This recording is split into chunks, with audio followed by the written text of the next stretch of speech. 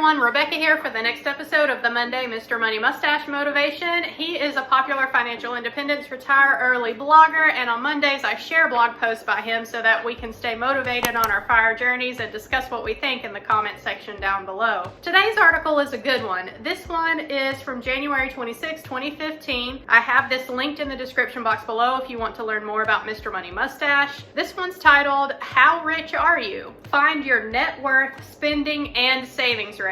So if you are new to the FIRE movement, then this one is going to be a great one for you because net worth, spending, and especially savings rate are all very important things to keep an eye on in the FIRE movement. So we'll dive right into this one. Mr. Money Mustache can tend to get a little high level at times, talking about all these feelings and philosophies that underlie the proper path to wealth. But you can't just smile your way to the top. There are real numbers at work in the background, whether you understand them or not. These can gang up and torture you, as in the case of a person with a crushing 60-hour work week who maintains a paltry 10% savings rate, or they can boost you right out of a mandatory work sentence in unprecedented time.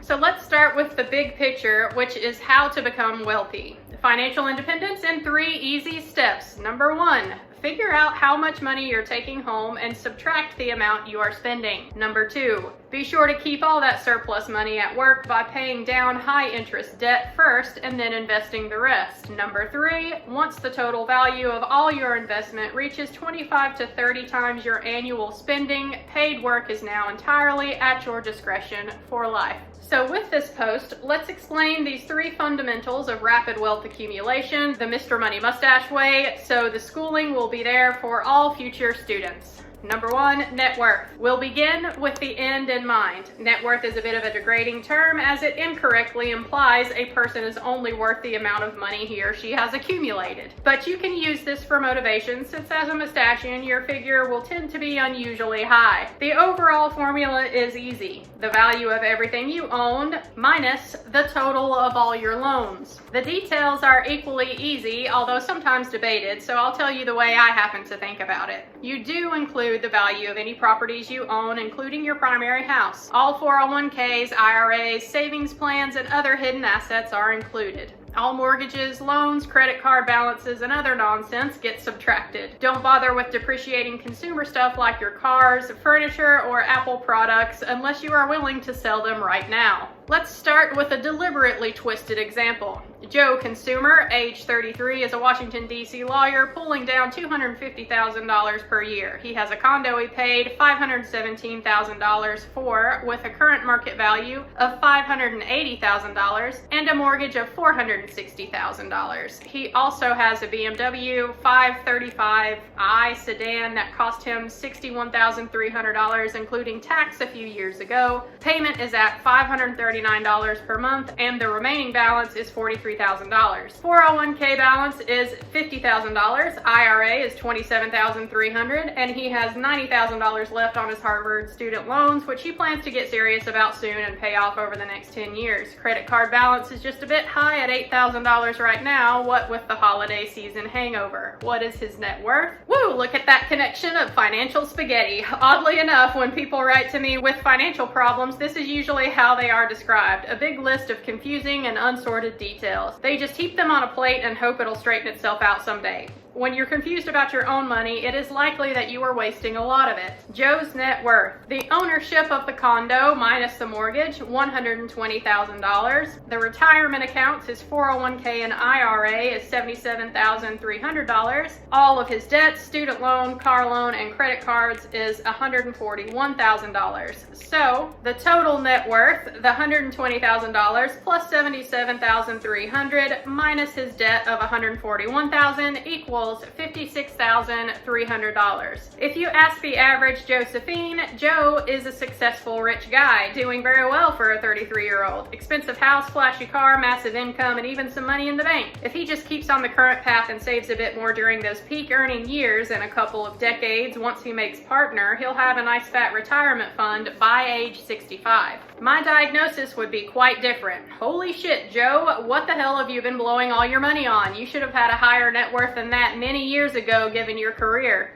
Very rough guideline. Take the total money you've earned after taxes in your lifetime. Suppose that for Joe it happens to be $1,243,100. If you don't have at least 40% of it still around to show for it today, you are spending way too much. Bonus, suppose his nearly new BMW can be sold on Craigslist for $33,000. Although he has already lost $28,300 in depreciation on this horrible money pit, he could end the bleeding immediately by selling the car and taking the $33,000 plus $10,000 of his own money to pay off the $43,000 note. This would increase his net worth by $33,000 and set him on a much more prosperous path for the future. Spending. This was Joe's problem above. The key is to understand where your money is going, and for most of us that means tracking your spending. I calculate it like this. Everything that flows out of your wallet, bank account, credit cards, or automatic payroll deductions for things like insurance. Finer points. I include property taxes and sales tax, but do not count income tax or other payroll taxes. I include all loan interest and fees, but do not count the principal portion of loan payments.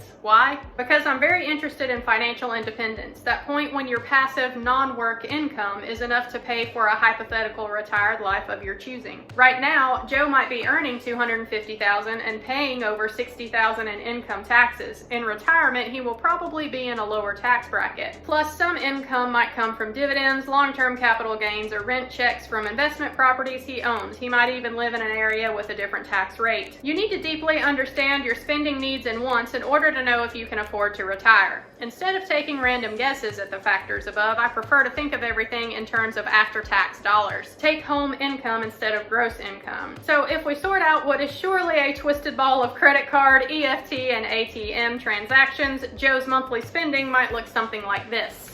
Interest portion of his $2,500 mortgage payment, $2,000. Interest on credit card and student loans, $480. Car payment, $539. Employee contribution for health insurance, $150. Full collision and comprehensive car insurance, $200. Car registration / licensing fees, $200. Gasoline, $200. Unnecessary checkups at the BMW dealer, $150. Condo fees, $450. Property taxes, $500. Utilities, $200. Travel, $800. Country club membership, $200. Groceries, $400. Dining out, $1,000. Wine and scotch collection, $400. Clothes, suits, and gentlemanly accessories, $600. Haircuts and massages, $200. House cleaner, $400. Dry cleaning, $150. Cell phone, $150. Cable TV and internet, $150. Miscellaneous shopping, gifts, and etc., $500. Total spending, $8,919 per month. So how can a busy person track all of these transactions and categorize them? Well, you have two choices. Manually save all receipts and enter them into a spreadsheet or a piece of budgeting software every night, or do all your spending on a credit card and let some financial software like Mint, You Need a Budget, or Personal Capital grab all of your transactions and sort them out. This is what I prefer. In either case, you'll probably spend at least some cash, which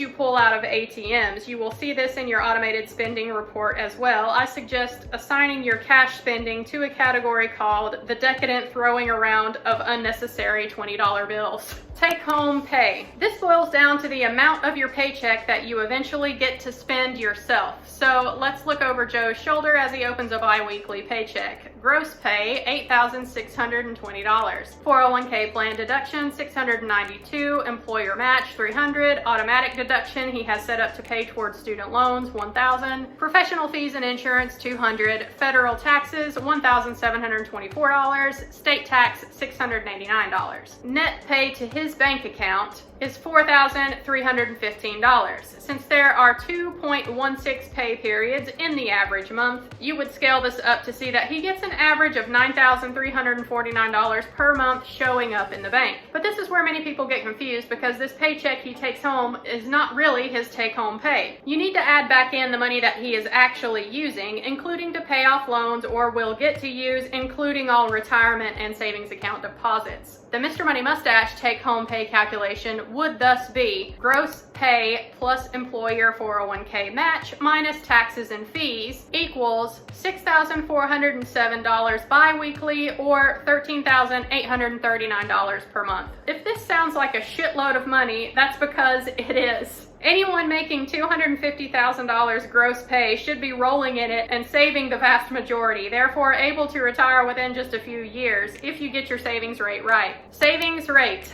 Now that we've done all the hard work, we get to hit the gas pedal and show off a little since we can make some bold forecasts. The savings rate is simply the percentage of your take-home pay that you're not spending. Take-home pay minus spending divided by your take-home pay, then multiply by 100 to get a percentage. For Joe, it would look like this. $13,839 minus $8,919 divided by $13,839 times 100 equals 35.5%. Hey, Joe is still saving a third of his income even with the most outrageous spending list that I could invent for a single guy. It's not completely suicidal, but he is still squandering an opportunity that only a tiny percentage of humans have ever been offered. The opportunity to become financially free while he's still young. To steal a few data points from the most popular article in this blog's history, the shockingly simple math behind early retirement, Joe's 35% savings rate means he is on track to retire in about 25 years. He is already 33, so this means he is sentencing himself to be locked into that office until age 58. This may seem early by current American standards, but if the reports I get about high-octane Washington, D.C. law careers are accurate, that shit can get old in a hurry. It is far wiser to earn your freedom while you are still fired up about working. From this point, it can get far worse or far better. Joe could get married, have multiple children, and expand the level of spending, larger house, more vehicles, private schools, etc., to consume even more of his income. If he adds just $3,000 to this monthly budget, he drops to a tragic 15% savings rate and is set for a 43-year working career. On the other hand, if he trims down the excess and goes to a still insane $5,000 monthly spending level, he'll be saving about 65% of his income, which means he will be set for life less than 10 years from now. If he can streamline life to just a slightly less ridiculous level than that, let's say to my own level of spending, he will be retired well before 40. So there you have it, the easy way to calculate spending and savings rate and your net worth. Although I illustrated it here with an outrageous but very common example of high income and high spending, the principles work just as well and are even more important if you are living on an average income. In the US, it is quite possible to live well on under $7,000 per person per year and even gradually become wealthy on a below average income. But the first step is to understand how all of these dollars fit together. How are you doing?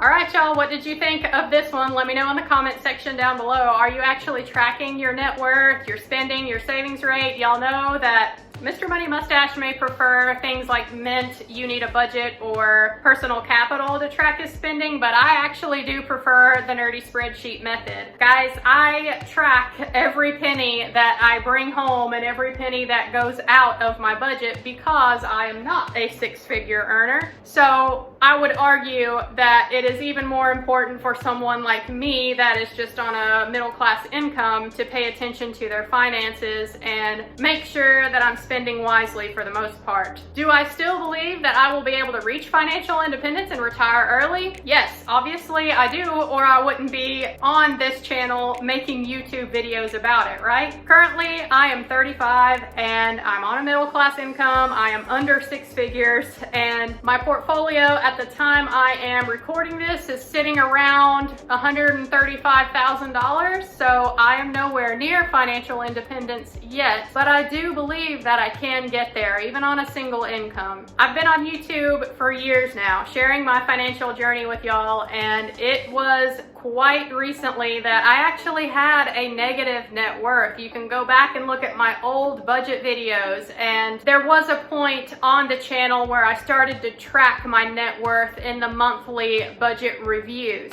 I now just look at my net worth quarterly. I'm more interested in my overall portfolio value and all of my assets there that I will be living on post financial independence and retiring early. But I still do make a quarterly net worth video update for you guys. And when I first started tracking it here on the channel, I want to say that it was January of 2019 that I looked at my net worth and it was at negative 5,000, and I was excited. because it was a huge improvement over where it had been in years previous. I was even farther in the negative. And now, you know, it's only halfway through 2021. I am very much net worth positive now. So it just goes to show that a little consistency and dedication can go a long way for you. So if you've listened to this article and you're curious to find out what your net worth is, but you're a little bit afraid at the same time, go ahead and do it. Just know that it is a starting point for you. It has nothing to do with your own personal worth, but I find that it's actually really fun to track it, because once you get things going in the right way, you can build that momentum and get that net worth headed in the right way very quickly if you put your mind to it. So yeah, I hope that y'all enjoyed this one. I'll link to the other Mr. Money Mustache videos I've done at the end of this video. Thanks for watching as always, guys. I'll see you next Monday for the next episode. Bye, y'all.